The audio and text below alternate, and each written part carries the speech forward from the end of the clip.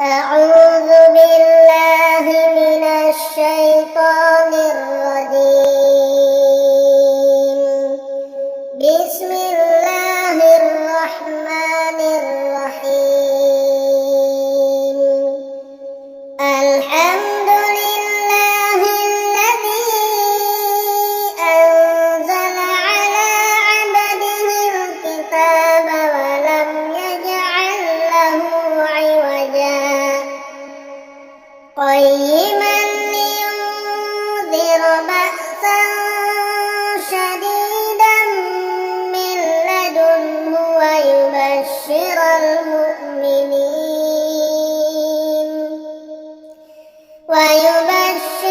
المؤمنين الذين يعملون الصالحات أن لهم أجرا حسنا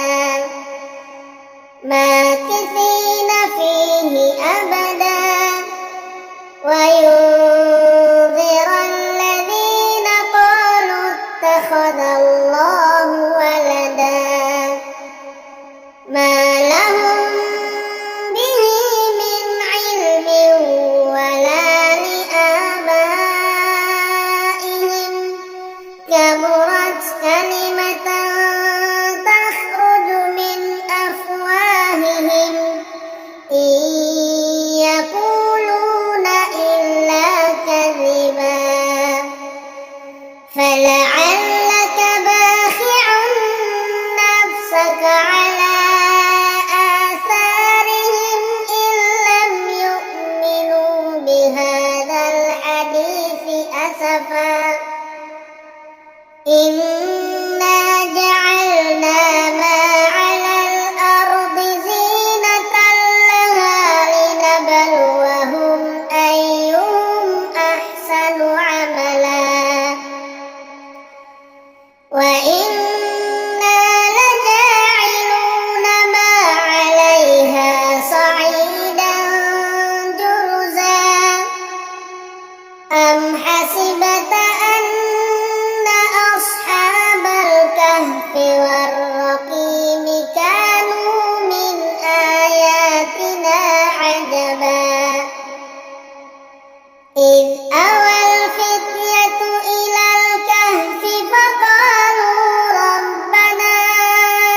آتنا من لدنك رحمة وهيئ لنا من أمرنا رشدا فضربنا على آذانهم في الكهف سنين عددا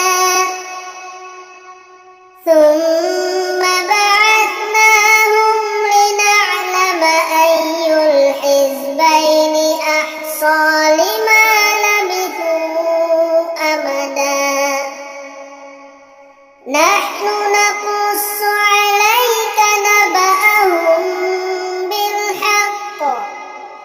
إنهم فتية آمنوا بربهم وزدناهم هدى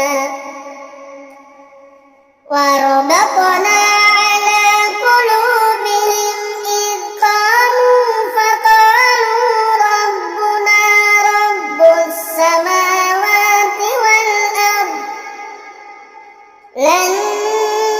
ندعو من دونه إلها لقد قلنا إذا شططا